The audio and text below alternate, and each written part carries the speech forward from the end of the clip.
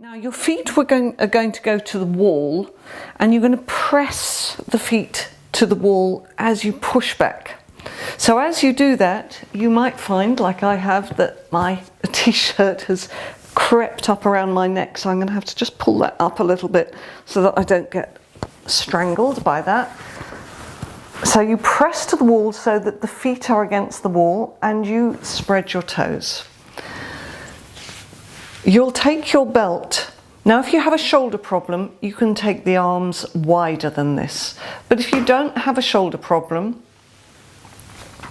the thumbs, you can see how close the thumbs are together for me. If you've got broader shoulders, so for the men in the group, maybe you can bring your thumbs out to that sort of width.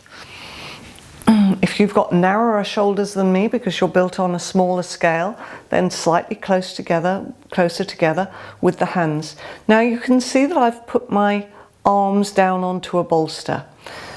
You might need to do that if your back is a little stiff, or if your lumbar spine is a little over flexible, because what tends to happen, if you just have a quick look, I will let you get onto this yourselves in a moment, but just have a look for a moment. What tends to happen if you've got a very flexible lumbar spine is that your shoulders don't want to do the work, so you let that happen. Can you see how I've let my spinal column lift away from the floor? My ribs are popping up, and you could probably drive a truck underneath the back of my waist now. So we want to keep this area soft and moving down to the floor, toes spreading. It might be that you could take your arms back, keep the ribs down, keep the lumbar spine passive, and take the arms back and bring your hands to the floor. But if not, you use the bolster. Okay, so let's do together then. So I'm just going to have to adjust my mats a little bit. So have your mat with a narrow end to the wall. Now if you don't have a wall, you can use a door. Just make sure it's not one that people are going to be walking in and out of. My family have a habit of walking in and out when I'm doing my practice, which is very irritating. So you can press your feet to the wall, spread your toes, and then push back away from the wall. So you start out with your knees bent, and then you push back away from the wall. This will lengthen your lower back, and those of you who have over flexible lumbar spines will find that this evens that area out a little bit. Now if you don't know if you need a bolster, have a bolster or a pillow or a couple of cushions or some foam pads behind, so that you can put your arms onto them if you need to. Hold your belt or whatever support you're using and pull on it. So we've got some action going on already in the arms, in the shoulders. Have the wrists, have the knuckles facing the ceiling, and let the abdomen sink to the floor. Now with resistance, you're pulling on that belt, keeping the elbows locked, keeping the abdomen sinking to the floor. Let the arms come back. Now it might be that you find that it's a little bit difficult to get the arms to the floor, in which case you take your support and you place that underneath the backs of the wrists, the backs of the hands. Breathe, fine inhalation, fine exhalation, and let that navel release down. And now with resistance, pull on the belt and bring the arms back up, releasing down. Just bring your knees into your chest, roll to the right, sit up for a moment and have a quick look at what we're going to do next. So we're coming into Supta Padangusthasana 1, it's a leg lift. We're going to keep this left foot to the wall, place the belt around the ball of the right foot and stretch that up.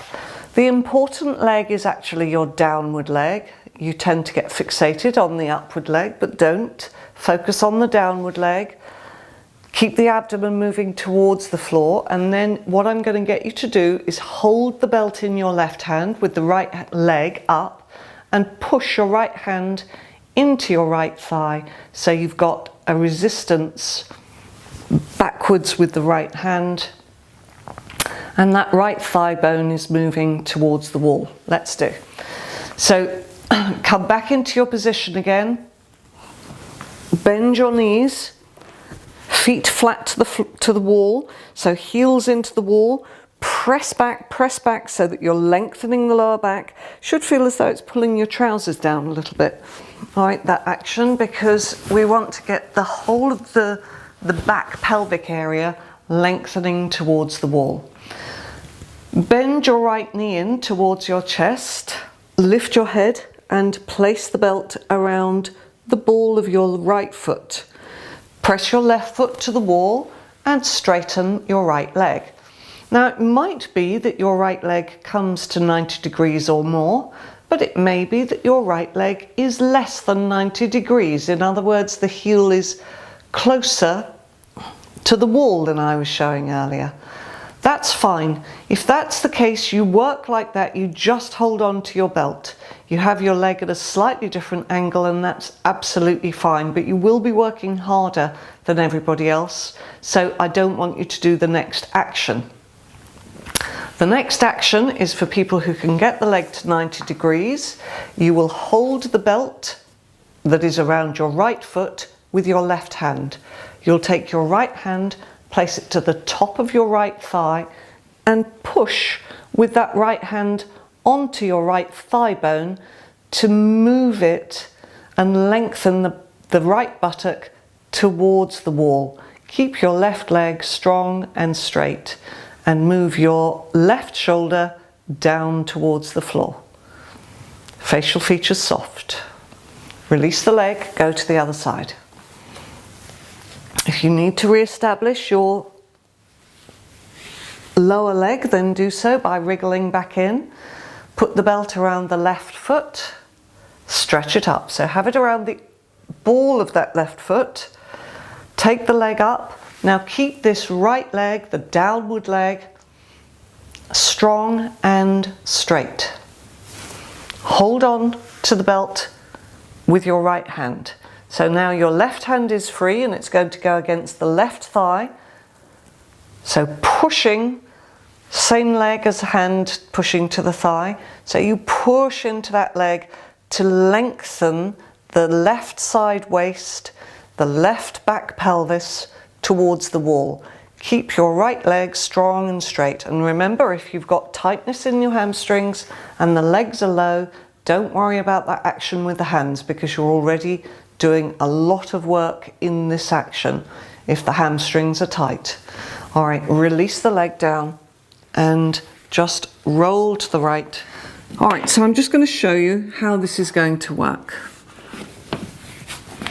We're going to stretch the arms up, holding the thumbs, again, about the same distance as you had them when you were lying down on the floor in Urdhva Hastasana, in Supta Tadasana. Now we're in Tadasana and Urdhva Hastasana, stretching the arms up, pulling on that belt with the face to the wall. So get yourself to a wall. You have to bring your toes in quite close. Maybe you have to bring your toes up the wall, and the tailbone needs to be long and heavy. So weight down the back of the pelvis, lift your kneecaps, lift your thigh muscles. Have the inner edges of the feet together. Don't let the toes turn out. Stretch your arms up. Now you might need to walk in at this stage. So you can walk in if you've started out a little bit further out. Have the thumbs, so really between 4 to 6 inches apart, so that's 10 to 15 centimetres apart, unless there's a shoulder problem, or if you've got particularly broad shoulders, then you can take the hands a little wider. Now you're working your armpits towards the wall. You may remember the action last week that we had of taking the elbows up the wall. So we're moving the armpits towards the wall, keep the sides of the neck soft and long, breathe, okay, and releasing. So now we're going to do that, but with the back to the wall. So bring your heels close to the wall. They don't have to be completely against the wall. Again, holding your belt, we're going to take the arms up halfway as we did when we were on the floor, and then we take the arms up. Now it may be that your arms do not come back to the wall. Don't let your belly or your ribs poke forwards to get the action of the shoulders. It's better to be here with the navel moving back towards the spine than it is to be here where you're pushing your ribs forwards and arching your back to get into this action. So again, keep the back of the pelvis long, tailbone heavy, inner edges of the feet together, kneecaps and thigh muscles lifting up. Hold on to your belt, pull on your belt. It should feel quite uncomfortably close. The arms should feel uncomfortably close to the ribs here. Inhale, halfway with the arms. Pull on your belt, lower the shoulders away from the earlobes, and then when you inhale again, take the arms up. So it might be that the hands touch the wall, but they may not do. If the shoulders are a little bit tight or the upper back is a little bit stiff, then they certainly won't do that without compromising the lower back, which we don't want. So move the navel towards the spine, keep the frontal ribs back, breathe into the space that you're creating, broaden and open the rib cage with your breath. All right, and releasing the arms down. Well done. So quite a strong way to work. Now we're going to come into an Uttanasana action. If you don't have a yoga chair, really don't worry about this, because you can use, I tried this at home myself with different pieces of furniture, and if you have a sofa back, you can do this over a sofa back. If you have a dining table, you can just stretch along your dining table. You might need to put a couple of cushions on top of that to get this action, because it's not so much the forward bend, it's the hinge that I'm looking for here. So the reason I've got this chair it's at the pubic plate height, so you can see I've got my chair angled a little bit, is so that I can move that frontal pelvic area into the body. So yeah, I can get into a forward bend in this, but actually if I was working along a table, then I would be getting a table that was about that height, and I'd be extending forwards along the length of the table. If I was working over the back of a sofa, then maybe you have to lift it up a little bit. If the sofa back isn't very high, maybe you have to put a bolster or some cushions on the back of it so that you can lean across it. But it's a very nice way to open the lower back. So those with yoga chairs, maybe you can take your hands down. It's a nice opening in the lower back, but also a very strong stretch on the hamstrings. So if you're working along a table, then stretch along your table. Maybe that you've had to go in the other room to do that. That's fine. All right, and slowly coming up out of the action. So we're now going to come into Adho Mukha Svanasana, dog head down. We're going to be working with bricks. If you don't have bricks, don't worry. Just leave them out of the equation. But those of you who have bricks, you're going to be putting your bricks to the wall. Like that. Now, hopefully you can see, I'm just going to show you here actually, working with the mats this way around. So you have to imagine that my wall is here, because I think you can get a better view if I do it like this.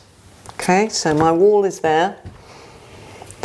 The hands are on the bricks, and the heel of the hand comes up to the end of the brick, and you push in, and you push back in your Adho Mukha Svanasana. I don't want you to do it without a wall, because the bricks tend to slide forwards, particularly if you have wooden bricks. All right, so that's going to be the first way of working. Then the second way of working, again, you have to imagine that my wall is here,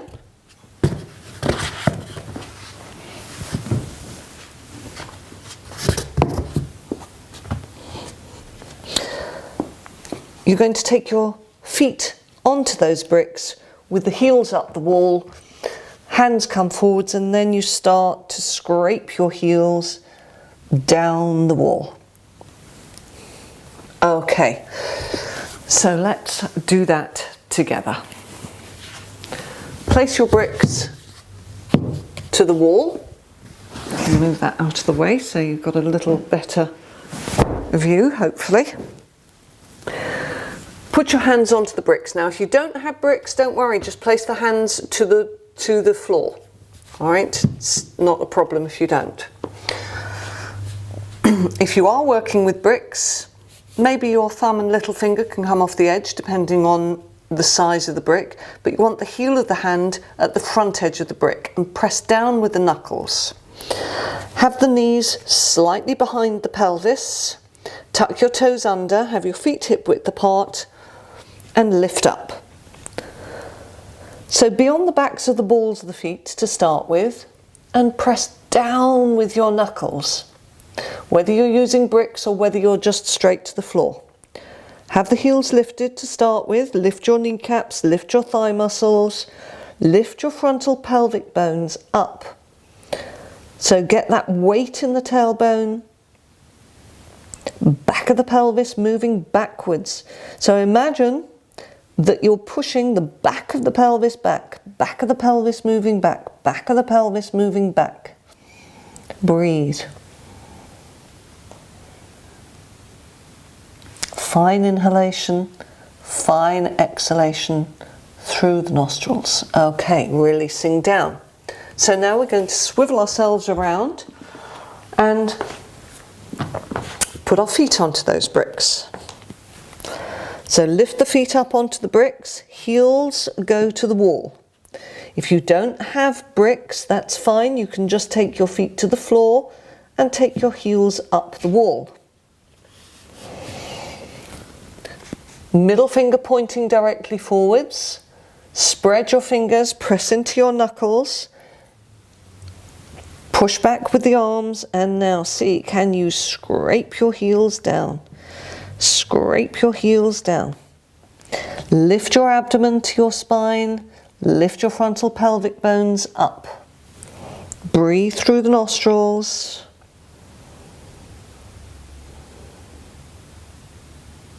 And now release down into Adho Mukha Virasana.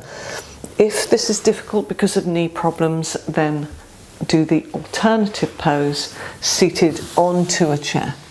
Otherwise, stretch forwards, head resting down. If you need to have a foam pad or a bolster between your bottom and your heels, then take it. You need to have contact there so that you can start to get spinal extension.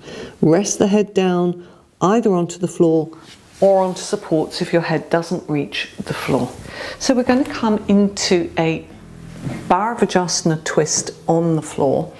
If you don't have a yoga bolster, then you can use folded blankets, a couple of pillows. You can even some cushions extended out. Sometimes the side cushions, the arm cushions on a sofa can be removed and used for this. So we're going to turn the legs to the left and we're going to rotate to the right. So it's a very nice restful twisting action to come into. If it's not comfortable on your neck, you turn your head back in the same direction as your knees. But as long as your neck is comfortable, you can turn your head away. So this should be restful. If it's starting to feel as though it's not, then turn the face back so that it faces the same way as your knees, so that you are not straining, because this is your relaxation at the end of the class. All right, so knees to the left, bolster or whatever you're using, cushions, pillows, right in close to your right hip. Hands onto the floor. Now you have to turn and rotate the spine as you're coming forwards. So can you see this rotational action going on? It's quite a strong rinsing action on the waist region. and then extend and release down. So just rest down. You know, these twists are very beneficial. I certainly found when I started doing yoga really seriously and practicing on a daily basis that my stomach shrank. I couldn't eat as much as I used to do before, which is obviously can be very helpful. A lot of people are overeating at the moment because of the situation that we find ourselves in. So rotate, rotate, and get this rinsing out action in the abdomen. Rest. Okay, so we're coming up and going to the other side now. So swing the legs to the right. Turn to the left. So you're really getting this rotation, and it's like wringing out clothing. Very few people hand wash these days, but we used to hand wash when I was younger a lot because we didn't have washing machines always. So when you wring clothes out, you have to twist them, and that's a bit how this is. And then once you're in position, let the head go and let everything release down into the bolster. So just let the body rest down there. Breathe, fine inhalation, fine exhalation. At the end now, you can put your bolster underneath your knees, blanket under your head to extend the sequence a little longer if you feel that that is appropriate for you today.